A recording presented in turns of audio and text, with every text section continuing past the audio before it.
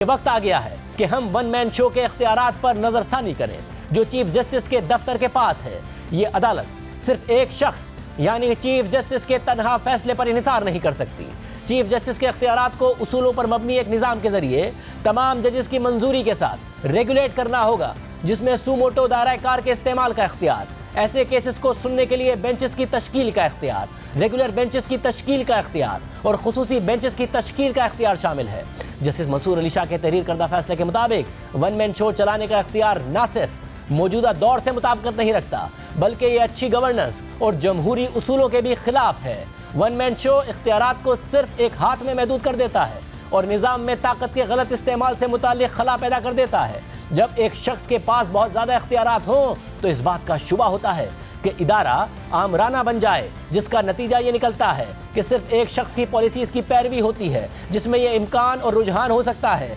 कि वो लोगों के हुकूक और उनके मफादात के खिलाफ जाए। हमें यह बात नहीं भूलनी चाहिए कि हमारा इदारा लोगों के तासुर से अपनी ताकत हासिल करता है। इस अदालत की पूरी इमारत अवामी एतमाद पर खड़ी है, इसलिए वन मैन शो को नजरसानी की ज़रूरत है, क्योंकि यह मुख्तलिफ नुक्ता नज़र को रोकता है, ताकत को एक जगह मरकूज करता है और आमराना निज़ाम के ख़तरे में इजाफा करता है। जबकि दूसरी तरफ जो इज्तिमाई मॉडल है वो अच्छी गवर्नेंस को यकीनी बनाता है, क्योंकि ये मॉडल इश्तराक पर इन्हिसार करता है और बेहतरीन नतीजे के लिए मुश्तरका फैसला साजी और बैलेंस ऑफ पावर पर इन्हिसार करता है। अदालत ने फैसले में मज़ीद लिखा कि सुप्रीम कोर्ट के रूल्स 1980 के मुताबिक चीफ जस्टिस के पास बेंच बनाने और केसेस लगाने के सवाबदीदी इख्तियारात होते हैं, मगर ये सितम ज़रीफ़ी है कि अदालत दीगर अवामी ओहदेदारों को तो ये बताती रही है कि उन्हें अपने सवाबदीदी इख्तियारात को कैसे स्ट्रक्चर करना चाहिए, मगर इसी मयार के तहत खुद को पाबंद करने में बुरी तरह नाकाम हुई है, जिसके नतीजे में चीफ जस्टिस के पास आर्टिकल 184(3) के तहत सुमोटो लेने, बेंच बनाने और केसेस लगाने का लामहदूद इख्तियारात आ गए हैं। और यही वो इख्तियारात हैं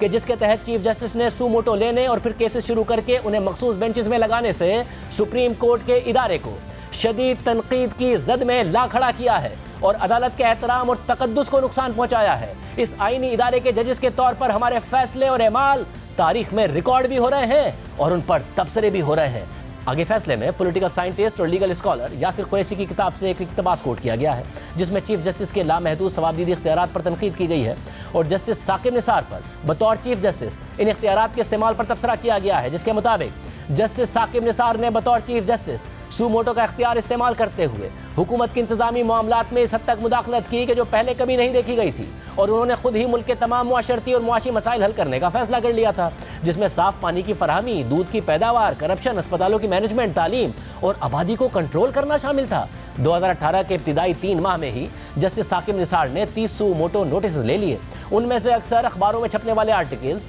न्यूज़ चैनल्स की हेडलाइंस या फिर सोशल मीडिया पोस्ट की बुनियाद पर लिए गए थे। एक दफ़ा तो जस्टिस साकिब निसार ने सोशल मीडिया पर वायरल होने वाली उस तस्वीर पर सुमोटो ले लिया जिसमें एक पतली गली में सूरज से जनाजा गुजर रहा था और फिर सुमोटो नोटिस लेने के बाद मुख्तलिफ केसेस की समाअत में साकिब निसार सरकारी मुलाजमीन को अदालत बुलाते, उनकी बेइज्जती करते और बदइंतजामी पर तबसरे करते, अहकामात जारी करते, कभी ऑफिसर्स को डिसमिस करा देते तो कभी तौहीन अदालत के नोटिस जारी करते। और शायद जस्टिस साकिब निसार के सुमोटो के इस्तेमाल की सबसे मुतनाज़ मिसाल उनका यह हुक्म था कि मुल्क में पानी का मसला हल करने के लिए डैम बनाया जाए और फिर उन्होंने अरबों डॉलर्स का डैम बनाने के लिए डैम फंड बना दिया। फिर टीवी और अखबारी आर्टिकल्स में डैम फंड की भरपूर तशहीर के अहकामात जारी किए, यहाँ तक कि मुख्तलिफ केसेस में मुजरिमों को डैम फंड में पैसे जमा कराने के अहकामात दिए जाते थे। और फिर अदालत से बाहर जस्टिस साकिब निसार ने गवर्नमेंट इंस्पेक्टर और इंटरनेशनल फंड रेजर का रूप धार लिया। कभी वो अस्पतालों के दौरे करते तो कभी स्कूलों के और कभी वाटर फिल्टर प्लांट्स पर जाकर उसका मुआयना करते और इस सब में न्यूज़ चैनल्स के कैमरे उनके साथ होते। फिर आगे अदालत अपने फैसले में लिखती है